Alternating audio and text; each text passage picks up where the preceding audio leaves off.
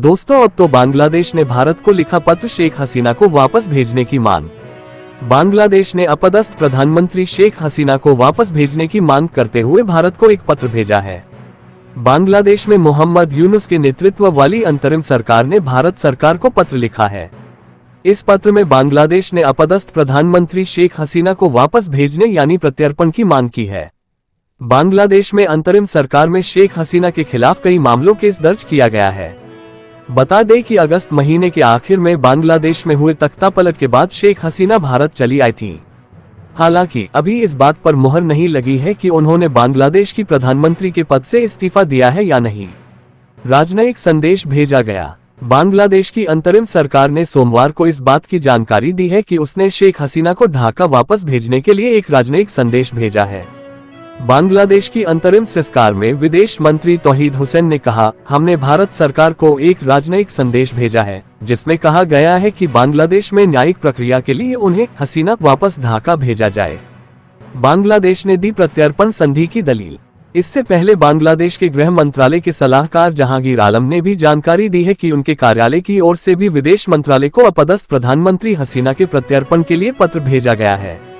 इसकी प्रक्रिया जारी है। गृह मंत्रालय के सलाहकार जहांगीर आलम दावा किया है कि ढाका और नई दिल्ली के बीच प्रत्यर्पण संधि पहले से ही मौजूद है। इस संधि के तहत शेख हसीना को बांग्लादेश वापस लाया जा सकता है। भारत में रह रही है शेख हसीना। बीते अगस्त महीने में बांग्लादेश में बड़े स्तर पर प्रदर्शन और हिंसा के बीच बांग्लादेश की प्रधानमंत्री शेख हसीना ने 5 अगस्त देश छोड़ दिया था। वह तभी से भारत में निर्वासन में रह रही हैं। शेख हसीना और उनकी सरकार के मंत्रियों पर मानवता के खिलाफ अपराध और नरसंहार के आरोप लगाए गए हैं और गिरफ्तारी वारंट जारी किए गए हैं। बांग्लादेश में जब से मोहम्मद यूनुस के नेतृत्व में सरकार बनी है, भारत विरोधी गतिविधियों की बारिश आ गई है। शुरू में भारत ने इसे बहुत हल्के में लिया और उम्मीद जताई कि शायद मोहम्मद यूनुस हालात को बेहतर ढंग से संभाल लेंगे, लेकिन जब स्थितियां बिगड़ती चली गई तो अब भारत ने अपना गियर बदल लिया है।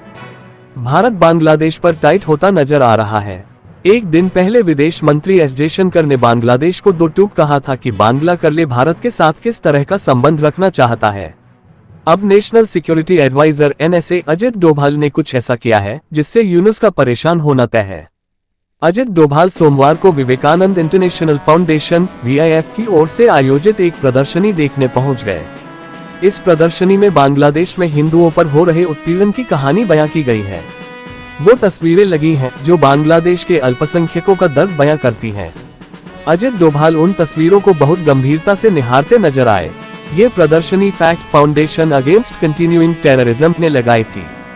इसमें अल्पसंख्यकों के ह्यूमन राइट्स वायलेशन, जबरन विस्थापन, धार्मिक अल्पसंख्यकों जैसे हिंदू, बौद्ध, ईसाई और अहमदिया मुस्लिमों की स्थिति को दिखाया गया था। उनकी तस्वीरें लगाई गई थी। इस कार्यक्रम में अजित डोभाल की मौजूदगी बताती है कि बांग्लादेश में अल्पसंख्यकों खासकर हिंदुओं की सुरक्षा को लेकर भारत कितना गंभीर है। हालात पर चर्चा। यहाँ बांग्लादेश में हिंदुओं की सुरक्षा और मानवाधिकारों पर चर्चा भी हुई। इस पैनल में पूर्व उपराष्ट्रीय सुरक्षा सलाहकार सतीश चंद्र, बांग्लादेश में भारत की पूर्व उच्चायुक्त वीना सिकरी, जर्नलिस्ट फ्रांसवा गौतियर और doctor Shyama Prasad Mukherjee research foundation के अध्यक्ष डॉक्टर अनिर्बान गांगुली शामिल थे। सभी अल्पसंख्यकों के साथ हो रही बर्बरता, उनके उत्पीड़न पर गंभीर चिंता जताई। इससे निपटने के उपायों पर चर्चा की। क्या बांग्लादेश के सेना प्रमुख जनरल वकार उस जमा को तख्तापलट का डर सता रहा है? उनकी बातों से तो ऐसा ही संकेत मिल रहा है। दरअसल उन्होंने कहा, मैं देश की स्वतंत्रता और संप्रभुता के लिए संभावित खतरा देख सकता हूँ। मेरी कोई और आकांक्षा नहीं है, लेकिन मैं देश को सुरक्षित हाथों में देखना चाहता हूँ। इसके साथ ही उन्होंने कहा, पिछले 7-8 महीनों में मैंने बहुत कुछ झेला है। मैं आपको पहले से चेतावनी दे रहा हूं, ताकि आप कल यह न कहें कि मैंने आपको नहीं बताया। अगर आपको हमारी वीडियो अच्छी लगी हो तो आप हमारी वीडियो को एक लाइक और चैनल को सब्सक्राइब करें और बेल आइकन प्रेस करना ना भूलें, क्योंकि उससे हमारी न्यूज वीडियो का नोटिफिकेशन आपके फोन में देखने को मिलेगा। तब तक के लिए जय हिंद साथी।